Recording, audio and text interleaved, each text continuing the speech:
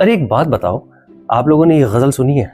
کل 14ویں کی رات تھی.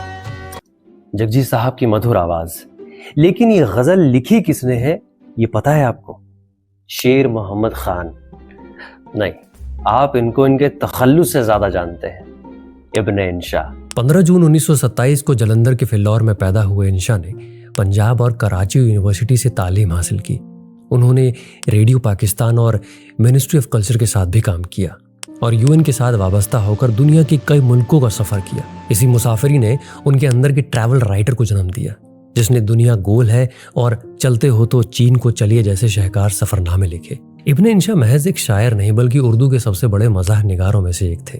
ان کی کتاب اردو کی آخری کتاب آج بھی طنز و مزاح کی ایک شاہکار مانی جاتی ہے، ایک مثال مانی جاتی ہے. ان کا انداز بیان ایسا تھا کہ وہ سنگین باتوں کو بھی ہلکے پھلکے لفظوں میں کہہ جاتے تھے. مسرور انور اور انور مقصود جیسے ادیب انہیں اپنا ہیرو اور اردو ادب کی ایک منفرد آواز مانتے تھے. بانو قدسیہ کہتی تھی کہ انشا جیسا نہ کوئی لکھ سکتا ہے نہ بول سکتا ہے. اگر ہم انشا کی شاعری کی بات کریں تو چاند ان کی شاعری کی ایک مستقل علامت رہا. ایک ایسا چاند جو حسن کے ساتھ ساتھ اداسی اور روحانی تلاش کی نمائندگی کرتا ہے. ان کی شاعری کے مجموعے چاند نگر اور دل وحشی اسی روحانی بے چینی کی داستانیں ہیں. ان کی شہرت کا ایک سرا اس غزل سے جڑا ہے جس نے اردو ادب میں ایک عجیب سی تاریخ رقم کی. انشا جی اٹھو اب کوچ کرو. 1970 کی شروعات میں لکھی اس غزل کو جب استاد امانت علی خان نے گایا تو محض کچھ مہینوں بعد ہی انہوں نے اس دنیا سے کوچ کر دیا. سال گزرے اور جب ان کے بیٹے اسد امانت علی نے اسے گایا تو یہ ان کے جیون کی بھی آخری غزل ثابت ہوئی.